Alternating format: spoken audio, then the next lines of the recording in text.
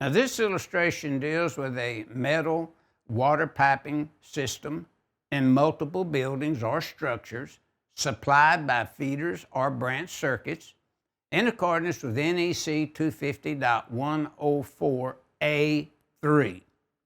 Now notice the feeder that is routed in this case over to this sub panel in many cases. Notice it's a 4-aught. And if we review the information to the left bottom side of the illustration, the overcurrent device by the feeder is sized by 225.30. So 4-aught conductor, good for 230 amps, is usually protected by a 225 amp main to protect maybe say that lighting appliance panel board that we may have listed there. And then notice the neutral bar is isolated in accordance with 408.40 with the arrow drawn to it. But the equipment grounding bar is connected to the metal water piping system.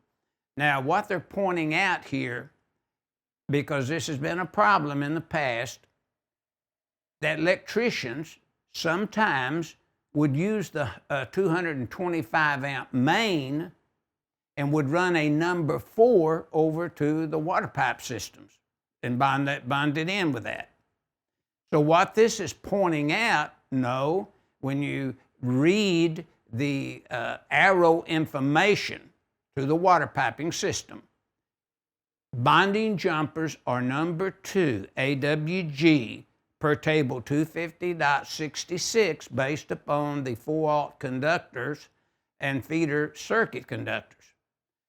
What this is pointing out, do not use the 225 amp main or the main ahead of the conductors. You use the size of the conductors in the feeder in this case. And they wanted to point that out and make sure that we as an industry do not size the size of that grounding electrode conductor wrong. It's a table 250.66 sizing in accordance with 250.104A3 as well as table 250.66. Then it says for some more additional information that would help you understand this grounding loop better, review 225.31 as a feeder coming from outside. Remember, there are 2 articles dealing with feeders. Article 215 deals with feeders when the feeder is inside the building. But if the feeder comes from outside the building, then we go to Article 225. So that's why 225.31 is listed. You notice Article 230 is not talked about here because we have an overcurrent device ahead of those feeder conductors.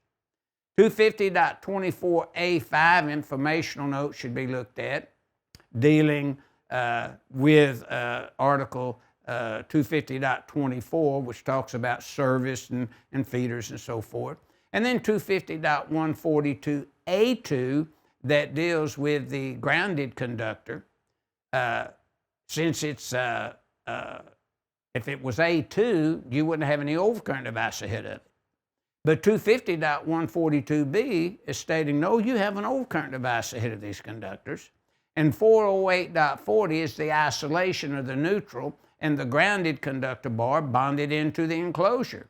And then 250.104A3 deals with water piping systems of metal that are routed to multiple buildings or structures supplied by feeders or branch circuits in some cases in accordance with NEC 250.104A3.